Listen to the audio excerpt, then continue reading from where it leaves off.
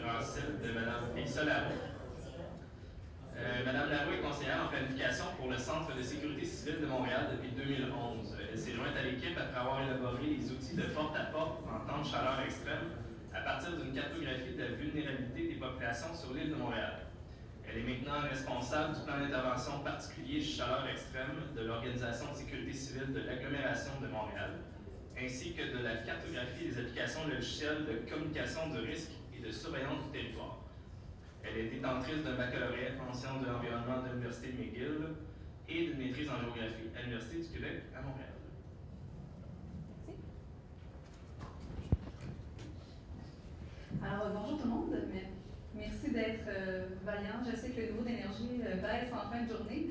Ça tombe bien parce que ma présentation ne sera pas trop technique, comme les plans d'intervention de sécurité civile, la géomatique, dans tous les domaines, à tous les niveaux. Ce que j'ai décidé de faire, c'est plus un éventail, dans le fond, de tout le travail qu'on faisait en géomatique que je vais vous présenter aujourd'hui. Beaucoup de la présentation de cartes, d'images avec des détails. Et si vous voulez plus de détails sur les méthodologies qui sont derrière ça, je vous prépare à me contacter suite au colloque. D'abord, la mission générale de la sécurité civile, je ne vais pas m'étendre là-dessus, mais pour les non-initiés, avant, ça se divise en 3 sections. Avant, on fait la prévention des sinistres et de la préparation. Je vous dirais qu'environ 80% de notre travail est beaucoup en préparation. Donc, tous les plans d'urgence, justement, les plans d'intervention, l'analyse de risque. On essaie de plus en plus d'aller vers la prévention, c'est-à-dire d'intégrer à l'aménagement du territoire l'inclusion des risques et de la connaissance du territoire. Pendant, on fait beaucoup le support à la coordination. Donc, c'est nous qui mettons en lien les différents intervenants à les services internes et externes sur le territoire de l'agglomération de Montréal. Puis, le rétablissement après sinistre, donc le retour le plus possible rapide à la normale. Les risques potentiels à Montréal, la sécurité civile, c'est la gestion des risques majeurs. On a les risques naturels, inondations, séismes, des ordres climatiques, autant chaleur extrême, pluie diluvienne ou tempête de neige extrême. Risques technologiques, ça aussi, on a notre lot. Risques industriels, transport de matières dangereuses, infrastructures essentielles, autant l'eau potable, effondrement de structures. Donc, c'est des risques qui sont présents sur le territoire. Il y a des risques biologiques aussi. Virus, pandémie, c'est des choses qui sont traitées par la sécurité civile. Des risques sociaux. Terrorisme, ça, c'est plus une question de... C'est la police à Montréal qui gère ça. Nous, on est peu interpellés. Mais il peut y avoir d'autres risques sociaux là, dans lesquels qu'on interviendrait, surtout pour la protection du citoyen et l'organisation des services pour les citoyens. On est une petite équipe à Montréal. On est une des plus grosses équipes de sécurité civile quand même dans les municipalités, mais on est en ce moment 4 professionnels et une chef de division, 2 assistants. Donc, tout ce que je vais vous montrer là, c'est le travail de pas beaucoup de monde. C'est sûr qu'on travaille en collaboration avec tous les services à l'intérieur de la ville de Montréal, mais on est les seuls à avoir vraiment la préoccupation à temps plein gestion du risque. On a une approche par mission. C'est l'approche qui est provinciale. Il faut dire que dans presque toutes les municipalités, c'est beaucoup le ministère qui vient intervenir en sécurité civile. Puis c'est des ressources provinciales, beaucoup qui vont venir parce que les municipalités sont rapidement débordées en fonction des ressources qu'elles ont. À Montréal, on a la particularité qu'on a tellement de ressources, on a tellement de machinerie, de ressources humaines que on a une très très grande capacité de réponse avant que le provincial ait besoin de venir intervenir ou souvent on a plus de ressources que le provincial même en termes de plusieurs choses. Donc, c'est divisé par mission pour éviter tous les changements de structure interne et de renommage de services. Mais nous, on y va par les activités ou les missions que les gens doivent faire. On a 4 missions locales dans chacun des arrondissements et des 14 villiers. Il y a une mission aide aux personnes sinistrées. C'est souvent les loisirs qui ont cette responsabilité-là, donc d'organiser les centres d'hébergement d'urgence, la distribution de services de base à la population. Mission communication locale, mission travaux publics et mission support administratif. Donc, c'est vraiment les gens de terrain qui vont répondre dans mesures d'urgence.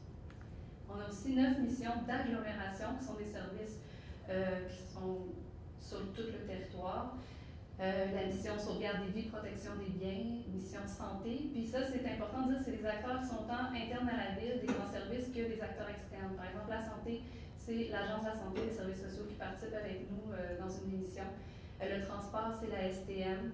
La gestion de l'eau, c'est une mission qui a été ajoutée pour les risques spécifiques à la gestion de l'eau. Donc, chacune de ces missions-là a son propre plan, les activités à quoi elles doivent répondre en mesure d'urgence. Puis le Centre de sécurité civile, ce qu'on fait, ça c'est vraiment pendant de mesures d'urgence quand je parlais de coordination, mais on met tous ces services-là en lien pour s'assurer que s'il y a une cohérence dans les actions terrain, que les besoins de chacun sont pris en compte. On fait énormément de gestion d'informations dans le l'état de situation des partenaires, de l'avancement de la situation, et on fait aussi des opérations terrain. Puis c'est au centre de coordination des mesures d'urgence qu'il y a des représentants de chacune des missions, puis qu'on fait la coordination justement par des cycles de gestion. Ça fait un peu le tour de comment ça fonctionne la structure de sécurité civile très très brièvement à Montréal. Voilà. Là, ça fait un gros plan de sécurité civile. Il y a des gens qui me disent que je peux avoir le plan de sécurité civile à la ville de Montréal. Ils ne se rendent pas compte à quel point c'est immense. Il y a le module central qui est seulement comment on se structure, un peu ce que je viens de vous expliquer, les lieux de relève, tout ça, les responsables de chacune des missions. Après, chacune des missions de l'agglomération a son propre plan, ses propres lignes d'intervention, ses actions, ses responsables. Il y a des missions locales aussi, donc pour les 14 villes, 19 arrondissements, ils ont chacun un plan qui a environ 200 pages. Puis, il y a les plans particuliers d'intervention pour des risques spécifiques. C'est plus de ceux-là que je vais vous parler aujourd'hui. On a un plan particulier d'intervention pour les chaleurs extrêmes, inondations, pandémies, tempêtes exceptionnelles, fuites toxiques, pénurie d'eau potable. Donc ça, c'est en plus du module central qui est un peu tout risque, n'importe quoi qui arrive, c'est comme ça qu'on répond. Bien, pour certains risques spécifiques qui ont soit plus de chances d'arriver ou qui demandent vraiment une réponse spécifique, on les prévoit d'avance dans ces plans-là. Puis ce que je veux faire dans le fond aujourd'hui, c'est de vous montrer comment la géomatique participe dans ces plans-là d'intervention. Ça va jusqu'ici? C'est ça que je veux dire. Donc, pour reprendre un peu le avant, pendant, après. Avant, il y a tout le portrait du territoire, l'analyse de risque, les plans d'intervention. Pendant, on fait de la vigie. On fait aussi du support à la décision, la mesure des impacts, la répartition des ressources de façon géomatique. Puis après, on fait le suivi des actions, puis les bilans aussi, géoréférencés. Là, je vais vous montrer plein d'exemples, mais avant tout, au cœur de toutes ces actions-là, c'est la base de données qui est super importante. Et dans le fond, nous, on utilise les données de tout le monde. Là, ma base de données est personnelle d'abord, et sur mon poste à moi, j'ai une copie sur CD si jamais il arrive de quoi. C'est pas quelque chose que j'utilise sur Internet que je vais consulter. Puis des fois, c'est pas grave s'il n'y a pas en temps réel, là, à la minute, parce que c'est des sinistres, je veux savoir en gros des drapeaux qui me lèvent, qu'est-ce qu'il y a sur le territoire s'il y a un sinistre qui arrive pour pouvoir répondre rapidement. Donc j'ai des données territoire, des limites administratives opérationnelles. Ce que j'ai mis en vert, c'est ce qu'on a à la ville de Montréal. Donc ça devrait être plus facile à obtenir, mais c'est pas toujours aussi facile que ça, mais quand même. Tout ce que j'ai mis en bleu pâle, là, c'est plus des services gouvernementaux. Donc l'occupation du sol, les services, données socio-démographiques, ça c'est Statistique Canada, l'occupation du sol, la CMM, les orthophotos aussi. Sinon, la santé, c'est je vais d'abord faire le tour d'infrastructures essentielles, les risques, puis les sites sensibles. C'est dans le fond les quatre grandes catégories de données qu'on va avoir de besoin dans une mesure d'urgence d'avoir accès super rapidement. Les infrastructures essentielles, il y a le réseau d'eau qui est de la ville de Montréal. Les réseaux d'énergie, c'est partagé, Hydro-Québec, les gaz métro. Donc, on travaille beaucoup avec des départements privés qui nous fournissent des données. Télécommunications, Bell, puis les transports aussi, un partage de plusieurs acteurs qui nous fournissent des données, autant pour la géobase, mais ça c'est interne, mais les réseaux de chemin de fer, les aéroports, le transport en commun, c'est toutes des données qu'on a en mesure d'urgence pour avoir un portrait rapide du territoire. Les données sur les risques proviennent en grande partie des groupes universitaires aussi qui font de l'analyse de risques, parce que nous, l'équipe qu'on est, on n'a pas nécessairement le temps de faire de l'analyse de fond, de la recherche bibliographique, donc on travaille en collaboration avec des groupes universitaires. Tantôt, on parlait beaucoup du risque industriel. On collabore aussi avec l'entreprise privée, les grandes compagnies sur notre territoire pour les analyses de risque, ces choses-là. Inondation, ça aussi, c'est partagé. Il y a beaucoup d'infos qui viennent directement de notre responsable de travaux publics sur le terrain. Il y en a qui viennent provinciales au niveau des zones inondables, des choses comme ça. Neige aussi, c'est quelque chose qu'on a développé à l'interne. C'est beaucoup des routes prioritaires. Je vais vous montrer un exemple tout à l'heure. C'est un groupe universitaire McGill avec qui on travaille, qui ont développé des données sur la microzonation sismique, c'est-à-dire comment le risque se répartit de façon micro sur un territoire. S'il y a des risques très régionaux, mais il y a certains types de sols qui peuvent vraiment amplifier les zones sismiques, donc ça devient des lieux plus vulnérables. Puis nous, on regarde ça pour plusieurs éléments dont je vais vous parler. Sinon, les sites sensibles, Les écoles, les hôpitaux, les garderies, c'est toujours les premières choses qu'on veut savoir. Est-ce que j'en ai dans ma zone d'impact? Donc ça, c'est vraiment important de les avoir à jour. Les données sur l'alimentation, les services municipaux qu'on offre aussi, puis les centres d'urgence. Donc autant les centres d'urgence municipaux que ceux de nos partenaires comme la STM, des choses comme ça, on veut avoir. Donc ça, c'est toutes les données qu'il faut garder à jour, puis échanger avec nos partenaires, puis avoir accès très rapidement d'une façon rapide dans mesure d'urgence. Moi, je suis capable d'aller piger dans cette base de données pour faire une carte super rapidement s'il arrive un événement. J'ai déjà les modèles préfaits, tout ça. Puis je fais ça sur ArcGIS, sans vouloir plugger. Donc, les exemples d'applications, c'est ça le cœur un peu de ma présentation. J'ai pris les différents PPI et je vous montre des cartes, dans le fond, qu'on a faites pour les différents risques à Montréal, puis en traversant les démarches aussi qu'on a pour l'analyse de risque. Le PPI, le plan particulier d'intervention et inondation. On a des stations télémétriques qui ont été installées par le service de l'eau, mais nous, on peut suivre là, par le service interne SIGS. Puis ça nous envoie des courriels aussi. On a élaboré avec les travaux publics des seuils d'inondation, c'est jaune, orange, rouge, puis on sait que même eux sur le terrain, les travaux publics, dans le plan particulier, c'est associé à des actions qu'ils ont à mettre en place à chaque niveau. Donc, nous, on peut suivre l'évolution, faire de la vigie, voir quand est-ce qu'il y a un besoin de coordination, puis suivre les impacts avec ça en faisant une collaboration avec les partenaires. On reçoit les alertes directement par courriel aussi, ça c'est intéressant. Donc, je peux vous dire que la station La Vigne, qui est en rouge en ce moment est redevenue à orange, donc on s'en va vers une baisse des niveaux parce que c'est la saison des inondations qui se termine pour nous, donc une vigie plus importante dans ces sections-là. On a aussi des cartes plus spécifiques pour les interventions. Ça, c'est toute la rivière des Prairies. C'est une carte où il y a beaucoup d'informations. J'en ai fait agrandir un secteur sur le nombre de bâtiments qui seraient touchés par une inondation, le nombre de logements que ça constitue, une approximation de la population touchée. Ça, c'est utilisé directement par les pompiers lorsqu'il y a une inondation sur le terrain. Ils savent tout de suite combien environ qui ont à prévoir d'ouverture de centres d'hébergement d'urgence, donc pour les sinistrés, pour les héberger, des choses comme ça. Puis comment que eux, c'est l'évacuation en premier qu'ils vont avoir à faire. Donc ça leur permet d'avance, puis on fait le suivi là, avec la vigie, je vous disais, mais on sait, OK, tel secteur va être inondé, mais on fait l'évacuation, ils ont tout de suite les outils papier pour aller sur le terrain, puis le faire en conséquence. On a aussi les sites sensibles, comme je disais, hôpitaux, garderies, écoles, sur la carte. Le plan particulier d'intervention chaleur extrême, ça vient d'une analyse de risque sur la vulnérabilité aux canicules des communautés de Montréal qui prenaient en fait ça c'était mon projet de maîtrise, qui prenait 3 indicateurs dont la défavorisation, la température, les personnes âgées de 65 ans et plus vivant seules, puis combiné avec la présence ou non des lots de chaleur par une image satellite, on pouvait cibler les lieux prioritaires. C'est encore une fois pour des besoins de terrain de porte-à-porte. Donc, à partir de ça, on a fait des cartes itinéraires où, dans une mesure d'urgence, où encore là, on a des indicateurs de suivi, puis à tel niveau d'impact, il y a des actions qui sont portées, telles que des campagnes téléphoniques ciblées pour les personnes vulnérables ou littéralement du porte-à-porte où nos pompiers, nos policiers. Donc, on a même séparé les endroits où les policiers et les pompiers allaient passer. Mais je vous dirais qu'en mesure d'urgence, d'une chaleur extrême particulièrement, c'est beaucoup plus les policiers qui vont faire le porte-à-porte parce que comme nos pompiers sont premiers répondants, ils vont être très sollicités déjà. Mais on a quand même essayé de diviser ça à l'avance, mais ils se partagent le travail sans problème. Je vous parlais tout à l'heure du plan particulier d'intervention tempête exceptionnelle. Au niveau de la neige, donc il y a un plan qui a été développé aussi, on a des indicateurs de suivi, puis à partir de, je crois que c'est 60 cm, quelque chose parce que nos machines sont très performantes, chacun des arrondissements et des villiers ont identifié, en fonction des sites sensibles sur le territoire, les couloirs de circulation prioritaires à déneiger.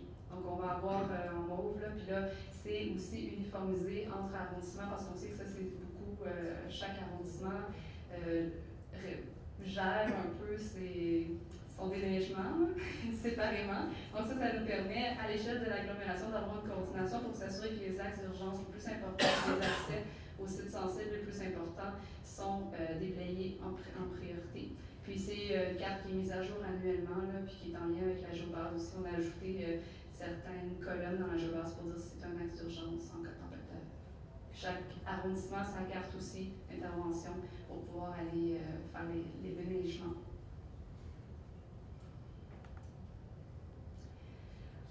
Ça, c'est suite à il y a eu un flash flood à Montréal, là, il y a 2 printemps, je crois, où il y a tellement plu rapidement, puis ça, avec les changements climatiques, c'est quelque chose qu'on s'attend à ce que ça revienne de plus en plus. Là. Il pleut de façon très dense, puis bon, ben, je ne veux pas dire rien sur notre système de collecte d'eau pluviale, mais peu importe le système qu'on aurait avec les pluies de type qu'on a eu, il n'y a rien qui est capable de collecter ça. Puis, ça arrive tellement rapidement que même au niveau de l'intervention de la sécurité civile, il n'y a pas grand-chose à faire. Mais, je veux dire, ça va 15 minutes, puis après, ça redescend 15 minutes après. Donc, toutes ces passées en éclair. Donc, ce qu'on a essayé de faire avec aussi les travaux publics, c'est d'identifier les secteurs qui étaient plus vulnérables, qui avaient une historique. Puis on s'est rendu compte qu'il n'y avait pas d'historique des lieux les plus vulnérables, mais les gens connaissent leur territoire, les contremaîtres, les pépés qui sont là. Fait que nous, on a fait un appel à tous. On a identifié plusieurs lieux. On a remarqué que c'était toujours presque lié avec des viaducs de chemin de fer. Puis, il y a certains arrondissements qui ont fait des plans d'intervention parce qu'il y a des pluviomètres qui sont situés un peu partout sur le territoire, que l'équipe justement des eaux usées suit pour savoir environ combien d'affluents ils vont recevoir à l'usine puis ajuster leur niveau avec ça.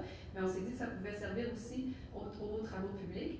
Donc, ces pluviomètres-là, il y a aussi une analyse radar qui permet 15 minutes à l'avance de savoir environ combien de pluie qui va tomber. C'est pas beaucoup, mais ce 15 minutes-là, ça permet, s'il y a des inondations, des infrastructures qu'on connaît à risque, au moins d'aller mettre des barrières pour voir qu'il y a des autos qui se retrouvent là, dans un lac, dans un lac spontané, si je puis dire. Fait que ça, c'est une genre de démarche qu'on fait. Pour l'instant, l'arrondissement d'Annecy qui est super avancé dans son plan d'intervention.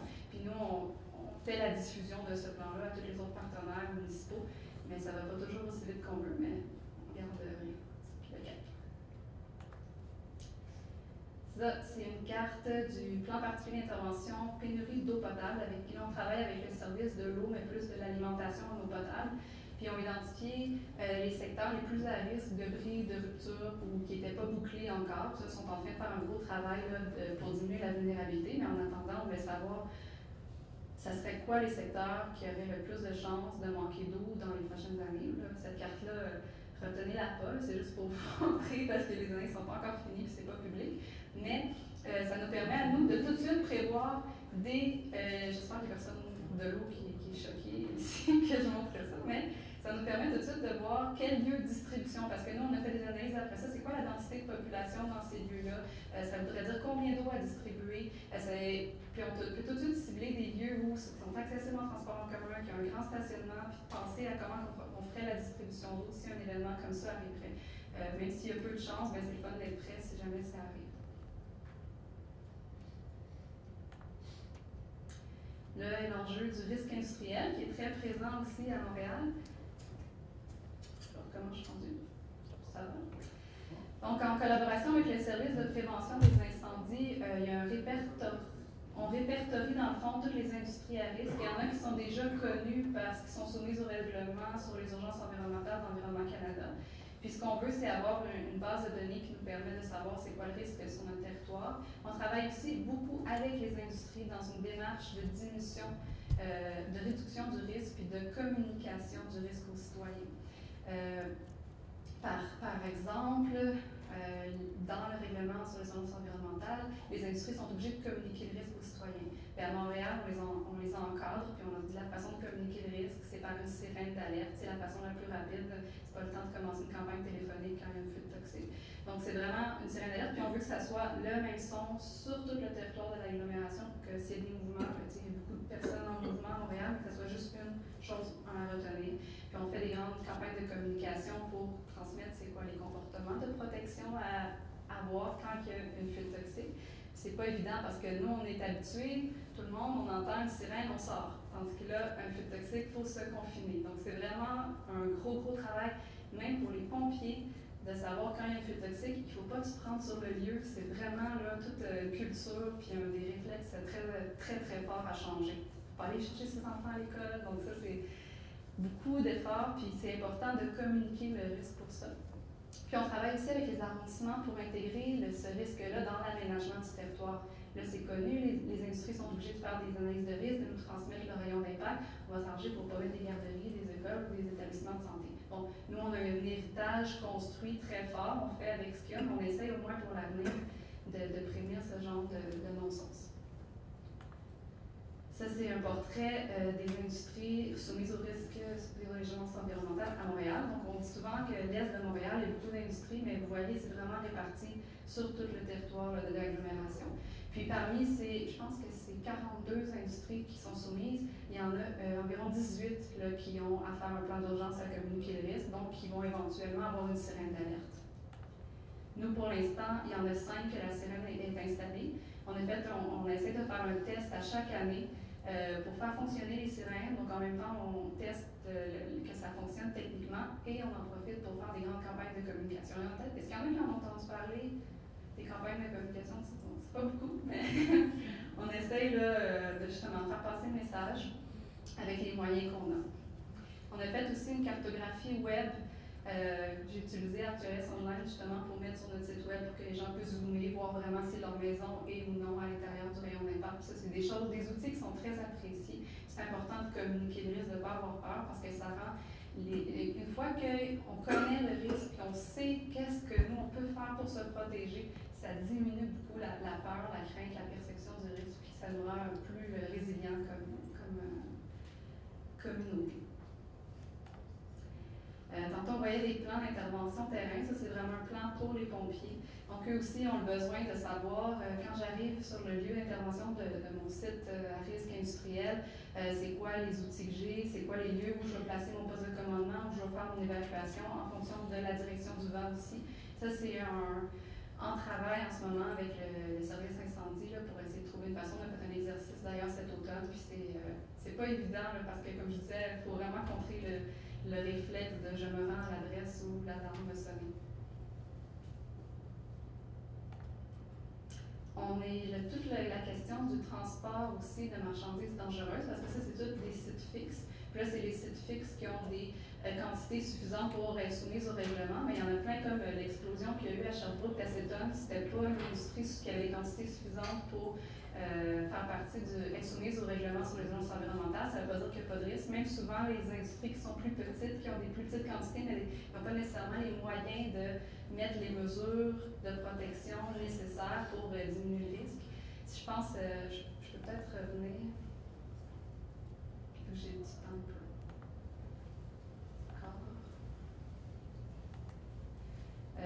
Vous voyez ici sur la carte Molson, que vous savez, qui est proche du centre-ville, de l'autoroute Ville-Marie, du pont Jacques-Cartier, de la Ronde, etc. Donc, on a une grande population au centre-ville, mais quand on a commencé la démarche avec eux, il y avait un rayon de 1 km. Donc, là, quand ils se sont dit, oh, on ne peut pas communiquer qu'on a un rayon d'impact d'1 kilomètre pour avoir un accident. Alors, ce qu'ils ont fait, c'est qu'ils ont vraiment beaucoup investi sur les mesures de mitigation pour pouvoir réduire le rayon à 300 mètres, ce qui est quand même pas le fun si ça arrive, mais donc juste la démarche, là, à date, on les a obligés à rien, juste la démarche de communiquer le risque, ça fait qu'on diminue vraiment de beaucoup notre risque sur le territoire. Puis ça, c'est super encourageant. On aimerait ça que la BAT fasse la même chose dans la salle. Mais bon, on travaille là-dessus. Puis je pense que plus il va en avoir, plus les façons de diminuer le risque aussi vont être connues. Puis c'est une démarche qui est très positive pour tout le monde au bout du compte. Quand je parlais de mon risque ferroviaire, là, à cause des événements bien sûr tragiques de l'été passé, on s'est fait questionner beaucoup. À Montréal, on a reçu la liste qu'on demandait depuis super longtemps, le nom des produits qui passaient sur notre territoire. La liste est tellement grande et ils passent tellement partout qu'on ne peut pas faire des plans d'intervention spécifiques pour chaque produit. Dans le fond, c'est encore le Canvitech qui est le guide d'identification à partir de ce qu'il y a sur le wagon, qui est la meilleure façon d'intervenir. Par contre, ce qu'on veut travailler avec nos équipes de pompiers, c'est l'identification préalable du territoire. Donc, on a fait un simple buffer autour de nos voies ferrées sur le territoire, puis on crée une carte pour chacune des casernes avec les sites sensibles qu'il y a. Donc, eux doivent aller tout de suite identifier sur le territoire c'est quoi les risques qu'il y a dans ce tampon-là, c'est quoi mes sites sensibles où je pourrais avoir à faire de l'évacuation. Ça, déjà, ça sensibilise beaucoup là, nos pompiers sur le terrain à d'autres risques incendies. C'est un outil qu'on veut commencer par juste le risque ferroviaire, mais éventuellement rajouter d'autres risques de sécurité civile dans ces cartes-là. Puis c'est des outils que les pompiers vont pouvoir utiliser sur le terrain. 5 minutes. Bon, c'est parfait. Là, je me dis ça, j'avais montré si j'avais du temps ou pas. Je vais passer vite vu que j'ai 5 minutes. Mais là, c'était vraiment comment on l'utilise dans les plans d'intervention. Mais il y a d'autres applications de la géomatique. Une est très importante, c'est les avis de sécurité civile. Donc, c'est ça qu'on essaie d'intégrer dans la partie aménagement du territoire, que systématiquement, il y a une grille à toutes les fois qu'il y a une demande de permis d'une industrie ou autre, que ce soit justement un site sensible, une catégorie qui nous dit, bien là, vous devez faire dans ce lieu-là un avis de sécurité civile pour identifier vraiment le risque et avoir des recommandations sur sa mitigation. Donc, on est en train de travailler là-dessus. Pour l'instant, on en fait, mais c'est à la demande. Donc, des fois, elle nous dit, on devrait peut-être faire un truc. Fait que là, elle nous demande, puis nous, on fait un avis de sécurité civile, mais on voudrait vraiment que ça soit systématique là, dans l'aménagement du territoire. C'est ça qu'on travaille en ce moment avec les gens d'urbanisme à Montréal. Ça, c'était l'exemple de l'usine de biométhanisation, je pense. Centre de traitement de matière organique de l'Est de Montréal. C'est un exemple dans lequel on a été sollicité pour faire un avis de sécurité civile. Sinon, il y a les moyens d'alerte à la population, comme on a un service d'avis à la communauté qui fonctionne justement avec notre SIGS, notre outil interne à la ville où on fait le territoire touché, puis on envoie directement dans notre automate d'appel. On a 800 lignes pour faire des appels automatisés à la population, donc pour les avertir. À date, on l'a utilisé beaucoup pour des avis d'ébullition, de contamination, des choses comme ça, mais ça pourrait être utilisé aussi pour justement les chaleurs extrêmes ou d'autres sortes de risques. Mais ça ne peut pas être utilisé pour 1,3 million de personnes. Comme il y a eu l'avis d'ébullition, on a vu les limites de ça, parce qu'on aurait fait des appels pendant 3 jours, puis quand tu dis déjà le lendemain que tu ne fais pas boire l'eau hier, c'est pas la bonne solution. Mais quand même, nous, ce qu'on essaie de faire, c'est vraiment une adéquation d'outils de communication. Donc ça, c'est un de nos outils. Les sirènes d'alerte, c'en est un autre. On est sur Twitter, on fait des actualités, puis on fait des campagnes de communication massive aussi dans les médias nationaux. Ce qu'on aimerait, c'est avoir des ententes, justement, pour avoir des bandes, un peu comme aux États-Unis, qui passent automatiquement. Nos sirènes d'alerte sont liées directement avec aussi certains postes de radio qui diffusent des messages préenregistrés très rapidement de confinement et de consignes de sécurité lors d'une fuite toxique. Mais c'est quelque chose qu'on veut qu'il y ait en amélioration. Maintenant, les gens s'attendent tous à avoir un appel directement ou un texte sur leur téléphone cellulaire, mais ils doivent aller s'inscrire sur le web pour le recevoir. Donc, c'est pas encore. Les gens ne veulent pas avoir à faire ça. Donc, ce qui se développe de plus en plus, c'est la géolocalisation par tour cellulaire. Donc, des envois de messages en fonction de la position géographique de la tour cellulaire puis de son rayon de diffusion. Mais ça, la législation canadienne ne permet pas encore à le faire, mais c'est de quoi on travaille sur des comités nationaux. Alors voilà, ça fait le tour de ma présentation. Merci beaucoup de m'avoir écouté.